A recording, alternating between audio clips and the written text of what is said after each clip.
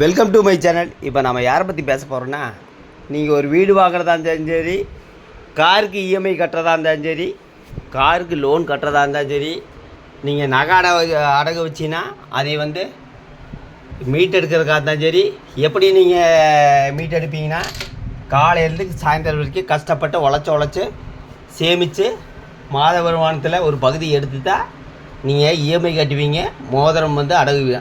ஆனால் இங்கே ஒருத்தர் பார்த்தீங்கன்னா, நாங்கள் லோன் கட்டியாச்சு, அப்புறம் பார்த்தீங்கன்னா மோதிரத்தை மீட் எடுத்தாச்சு, எதில் மக்கள்கிட்ட வாங்கி வியூஸ்கிற பேரில் ஒரு பிச்சைன்னு சொல்லுவாங்க.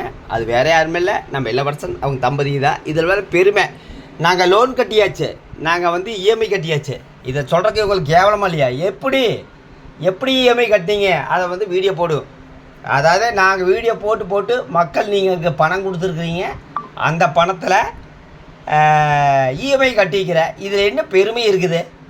அதாவது உழைச்சி சாப்பிடுந்தா அதில் வந்து நம்ம ஒரு பெருமையாக ஒரு விஷயத்த சொல்லலாம்.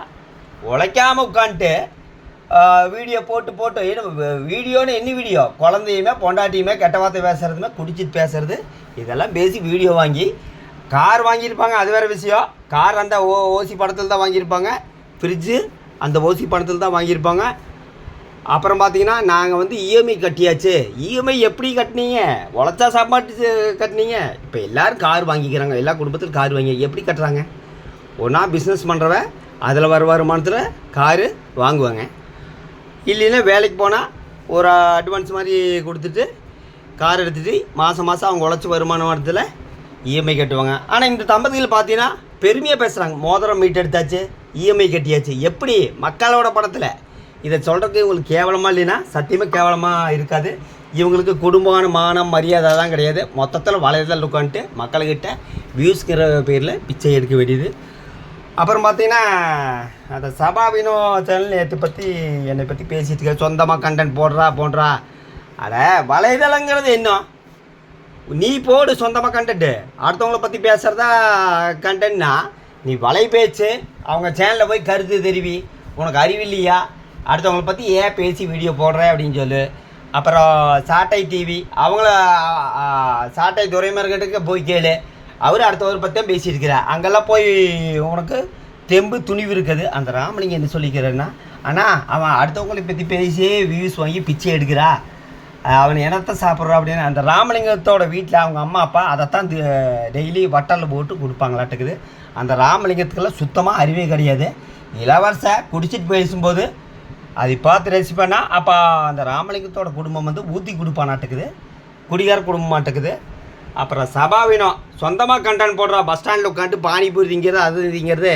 இவன் வந்து இவனுக்கு இன்னொருத்தனுக்கு பிரச்சனைனா அதை பற்றி பேச திராணி தெம்பு துணிவு இல்லை. அப்புறம் அதனால தான் நான் என்ன சொன்னேன், முதுகில் போய் சார் மூஞ்சியிலுமே உடம்புலையுமே பொம்பளை சேலையை எடுத்து கட்டிக்க அப்படின்னேன்.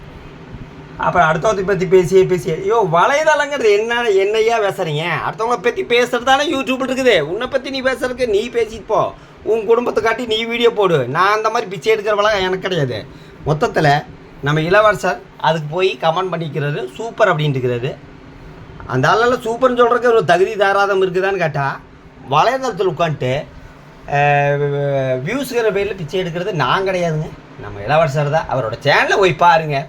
அதாவது ஒரு மாதத்தில் எத்தனை வியூஸ் வாங்கி எதில் வந்து பிச்சை எடுக்கிற நான் கிடையாது. வியூஸ் எது வாங்குற, எப்படி வாங்குற, குடும்பத்தை காட்டி இதுக்கு பேர் வந்து பிச்சை தான் எடுக்கிறது. அப்புறம் கோயிலில் ஒரு ஆள் போய் உட்காந்து தரத்தில் போடுவாங்கன்னா வேறு வழி இல்லாமல் போடுறாங்க. அதே தான் இளவரசர் பண்ணிகிட்டு இருக்கிறாரு.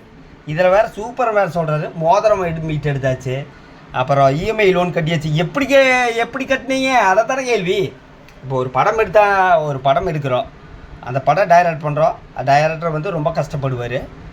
அடுத்தவன் படத்தை அப்படியே காப்பி எடுத்தால் என்ன சொல்லுவாங்க, அந்த மாதிரி தான் இலவசம் பண்ணிகிட்டு இருக்கிறது. மொத்தத்தில் பார்த்தீங்கன்னா காரு லோன் கட்டினது இலவச வருமானம், மோதிரம் மீட் எடுத்தது இலவச வருமானம், கார் எடுத்தது இலவச வருமானம், ஃப்ரிட்ஜ் எடுத்தது இலவச வருமானம், இவருக்கு வீடு வந்தது இலவச வருமானம். இதில் என்ன பெருமை இருக்குது?